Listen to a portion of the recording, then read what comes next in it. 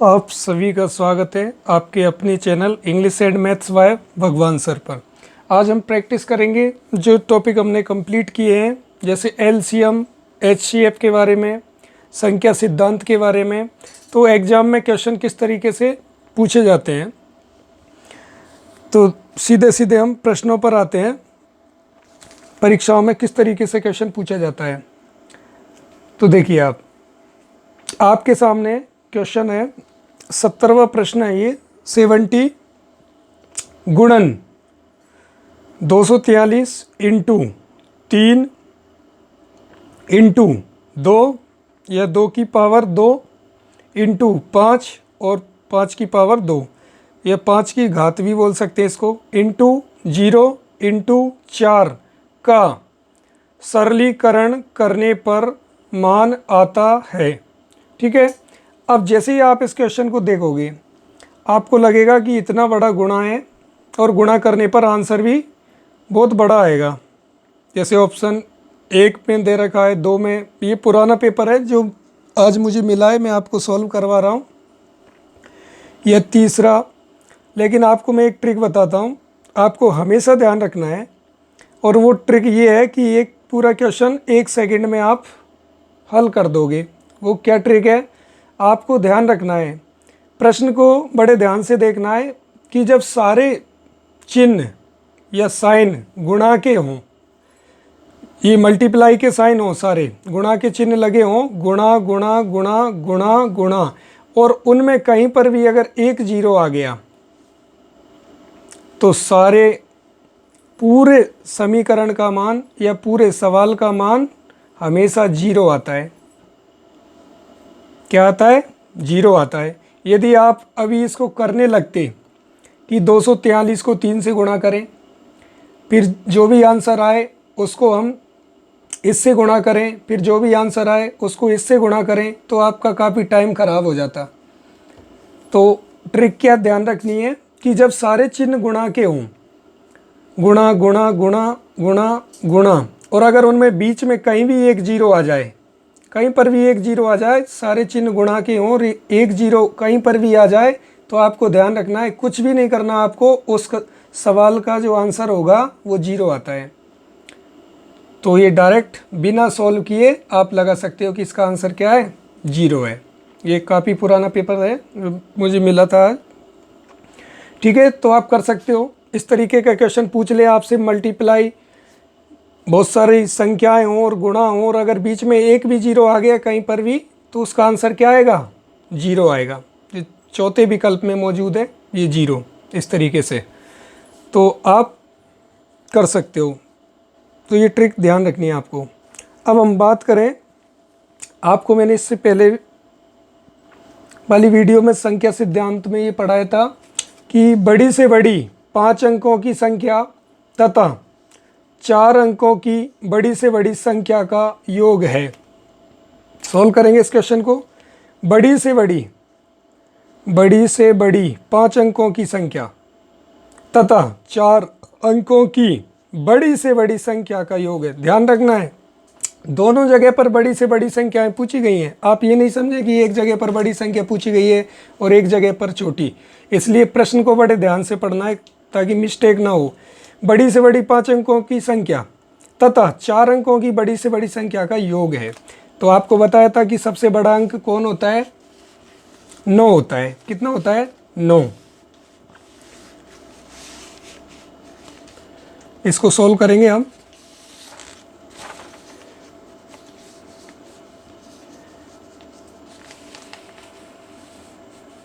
यहाँ पे करेंगे सोल्व।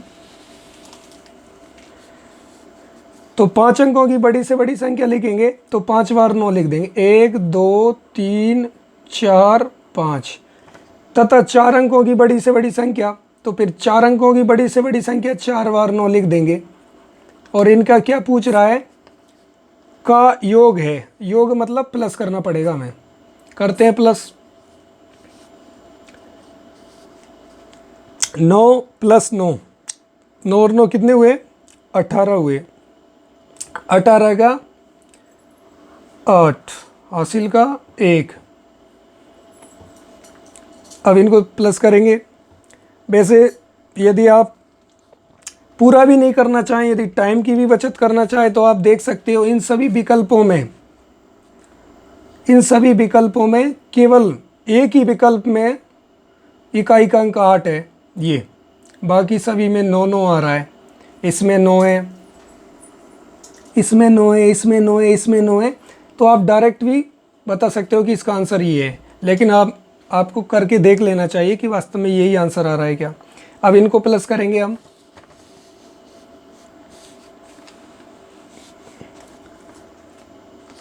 प्लस कर रहे थे अभी हम। 9 और 9 18 का 8, हासिल का 1, 9 और 9 18, 18 और 1 19, 19 का 9, हासिल 1, 9 और 9 18 और 1 19, 19 का 9, हासिल 1, 9 और 9 18 और 1 19, 19 का 9, हासिल 1, 9 और 1 10। तो ये वाला हमारा आंसर है। इकाई, दहाई, सैकड़ा, हजार, 10,000, लाख। 1,09,998 ये रहा, दूसरे वाले ऑप्शन में हमारे सामने मौजूद है 1,09,998। ठीक है, आप मैच भी कर सकते हो इसको कि ये इतना ही आंसर आ रहा है क्या। ये 10, 9 9 999 और 8, ठीक है ना, 1,09,998, तो इसका दूसरा आंसर होगा। ठीक है, कर सकते हैं आसानी से। अब आपको ये दूसरा क्वेश्चन देखो, बर्तनों ए तथा बी में क्रमशः 145 लीटर तथा 116 लीटर दूध है। दो बर्तन है ए और बी, जिसमें एक में कितना लीटर है 145 लीटर और दूसरे में 116 लीटर दूध है। उस बड़े से बड़े मापक बर्तन का आयतन क्या होगा जो दोनों बर्तनों के दूध को पूरी बार माप सके। ध्यान रखना है, मैंने आपको जब एलसीएम पढ़ाया था तो उसमें बताया था जब भी बड़े से बड़े शब्द आए या बड़ी से बड़ी संख्या आए या अधिकतम आए तो आपको एक ट्रिक बताई थी बम वाली। बड़े से बड़े, ये ट्रिक आई थी, लिखवाई थी मैंने, बम और छोले वाली। तो जब भी बड़ी से बड़ी चीज़ पूछी जाए कि पूरी बार माप सके, पूरी बार विभाजित हो सके, तो बड़ी से बड़ी पूछी जाए तो में से निकालेंगे, छोटी से छोटी पूछी जाए तो ले से निकालेंगे। ये आपको ध्यान रखना था। तो इसमें हमें क्या करना पड़ेगा, में से करना पड़ेगा। तो 145 और 116 का में से निकालते हैं, फिर देखेंगे कौन सा इसका आंसर होगा। देखते हैं।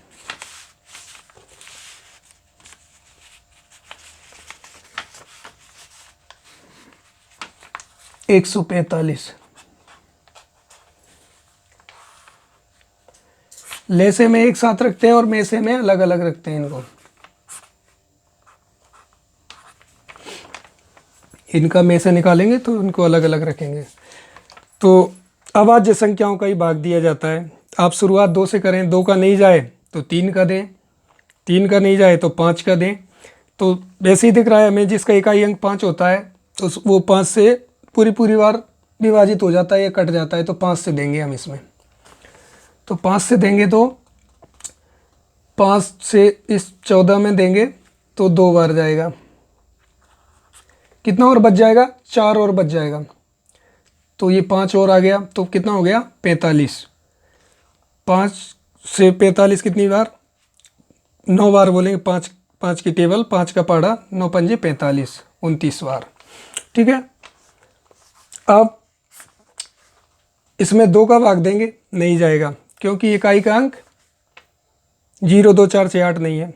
और 3 से कट जाएगा क्या है, 3 से 9 और 2 11 होते हैं। 3 की भाजकता का नियम कहता है कि यदि अंकों के योग में चला जाए 3 का भाग तो वो संख्या भी कट जाएगी।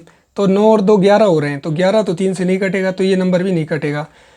और 5 से ये कटेगा नहीं, और 6 से भी नहीं कटेगा। 6 से तो हम देंगे ही नहीं भाग, क्योंकि अभाज्य संख्याओं से ही भाग दिया जाता है। और ये खुद भी क्या है, ये एक अभाज्य संख्या है, इसमें और किसी का भाग नहीं जाता, तो हमें इसी का भाग देना पड़ेगा इसमें। जब किसी का भाग नहीं जाए तो उसी संख्या का भाग देंगे। तो कितनी बार जाएगा? एक बार। अब इधर करेंगे। अब इसके है ना, हम इनको लिख लेते हैं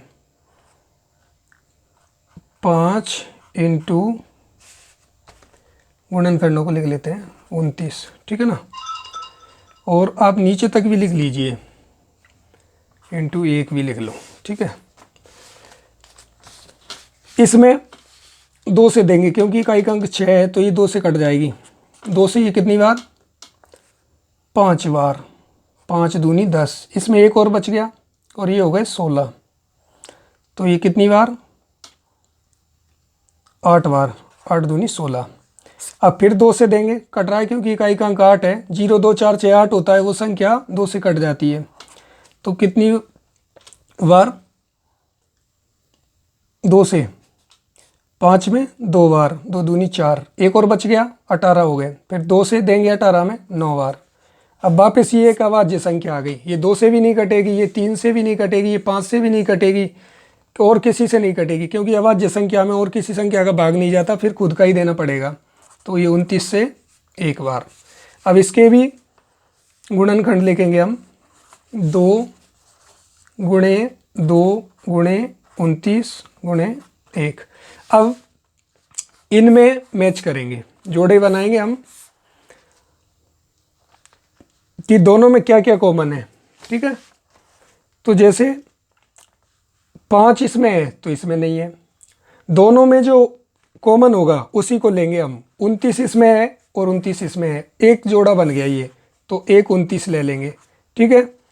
और ये एक इसमें है, एक इसमें है, तो आप एक को आप यहाँ पर लिख लें गुणा में, एक जोड़ा इनका भी बन गया, ये मान लीजिए आप, ठीक है। और ये 2 इसमें है तो पर इनमें नहीं है। अब इनको आप लिखिए, कितना हो गया? 29 से कम 29, तो में से कितना आ गया? 29। तो वो बड़े से बड़ा बर्तन जिससे हम दूध माप सकते हैं वो 29 लीटर का होगा। कितने लीटर का होगा? 29 लीटर का। ये रहा दूसरा वाला। अब मैंने इसमें ये एक को क्यों लिखा है? क्योंकि कई बार जब दोनों में कोई भी कॉमन नहीं मिलता है तो ये नीचे वाला एक ज़रूर मिलता है। जब दोनों में कोई जोड़ा नहीं बनता है तो एक तो अवश्य मिलता है, तो फिर तब में से एक रहता है। लेकिन अगर और कोई जोड़ा मिल जाए, जैसे 29 मिल गया, तो 29 तो हम लिखेंगे ही, फिर एक को और लिख लोगे आप, तो 29 को 1 से गुणा करोगे 29 ही आएगा। तो में से कितना आ गया? 29 आ गया, ठीक है। नेक्स्ट क्वेश्चन आपके सामने, नेक्स्ट क्वेश्चन देखें।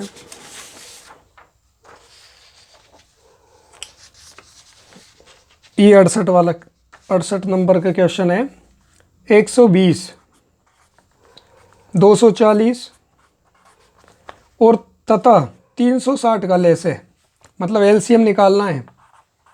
120, 240 और 360 का एलसीएम निकालना है। तो आपको पता है एलसीएम तो हम एक साथ रख के निकालते हैं ऐसे। तो देखो सभी के इकाई अंक 0 है, तो हम 2 का भाग दे सकते हैं, क्योंकि 2 की भाजकता का नियम कहता है कि यदि किसी संख्या का इकाई अंक 0 2 4 6 8 होता है तो वो 2 से कट जाती है। तो ये सारे ही 2 से कट जाएंगे। तो 2 से ये 6 बार और ये 0 का 0, मतलब 60 बार कट गया 120, ठीक है। और 2 से ये 24 12 बार कट जाएगा, तो ये 0 उतार देंगे, 120 बार कट जाएगा। आप सिंगल सिंगल भी दे सकते हो भाग। 2 का भाग इस 2 में दिया तो 1 बार गया, इस 4 में गया तो 2 बार, और ये 0 का 0 उतार दिया।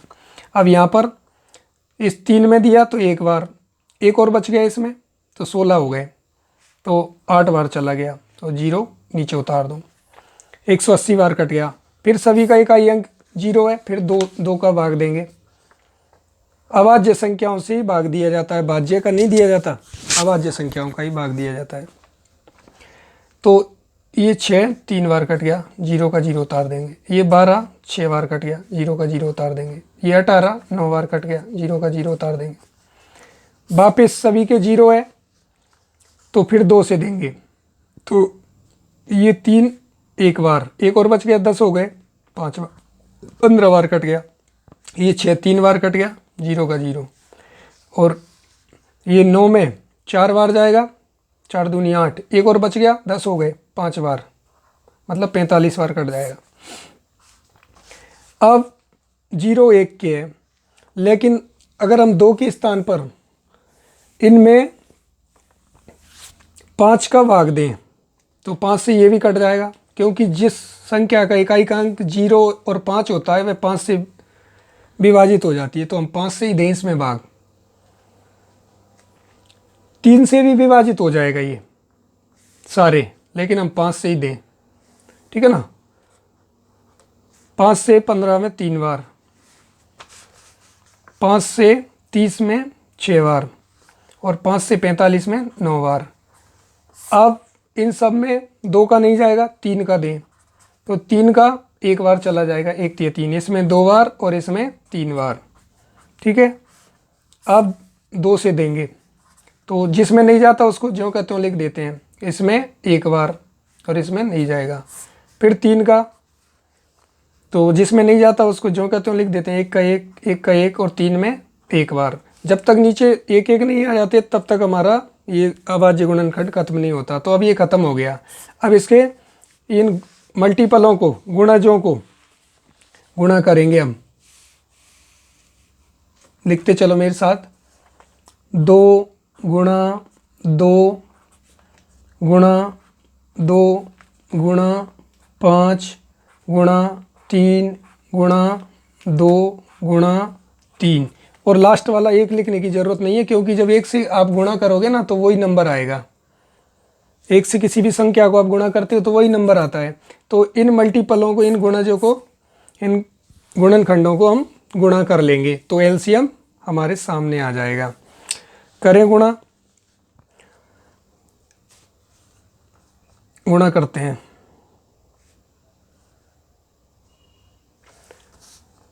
2 दूनी 4, 4 दूनी 8। भाई इन दोनों को गुणा किया तो 4 हो गया, फिर 4 को 2 से गुणा किया तो 8 हो गया, 8 को 5 से गुणा किया तो 8 पंजे 40 हो गया, 40 को 3 से गुणा किया। आप अलग अलग गुणा करके भी देख सकते हो। 40 को 3 से करोगे तो 120 हो जाएगा। कितना हो जाएगा? 120। फिर 120 को आप 2 से गुणा करोगे तो 240 हो जाएगा। फिर 240 को आप 3 से गुणा करोगे तो आप करके भी देख सकते हो। 240 को 3 से, 3 का 0 से किया 0, 3 का 4 से किया 4 3 12, 12 का 2 हासिल का 1, 3 का 2 से किया 3 दूनी 6 और 1 7, कितना आ गया? 720। तो इसका एलसीएम कितना आ गया? 720। तो ये रहा एलसीएम 720। 4 वाले ऑप्शन में। ऑप्शन एग्जाम में देखा जाएगा, ए बी सी डी में है या 1 2 3 4 में है, OMR पत्रक भरा जाएगा लेकिन एग्जाम में, ठीक है ना। ये पुराना पेपर है, उस समय जो पैटर्न था वो क्वेश्चन है इसमें। तो इसका आंसर कितना है? 720। अगर ये डी में है तो हम डी वाले गोले को काला करेंगे। जैसा भी व्यवस्था रहेगी OMR सीट में वो करना है आपको। इसके अलावा एक क्वेश्चन और है, ये भी सरलीकरण जैसा ही है, हालांकि बहुत सिंपल है ये। 135 प्रतिशत बराबर है। अब आपको ये जानकारी होगी कि प्रतिशत का मतलब, प्रतिशत का साइन लगा हुआ है तो बटे में 100 लगा दो आप। तो 135 बटे में ये प्रतिशत का साइन हटा दो 100। अब 135 बटे में 100, 135 बटे में 100। अब ये तो किसी में भी नहीं है, एक नंबर में भी नहीं है। 35 बटे में 100 है, एक नंबर में 35 बटे में 100 है, जबकि यहाँ तो 135 बटे में 100 है।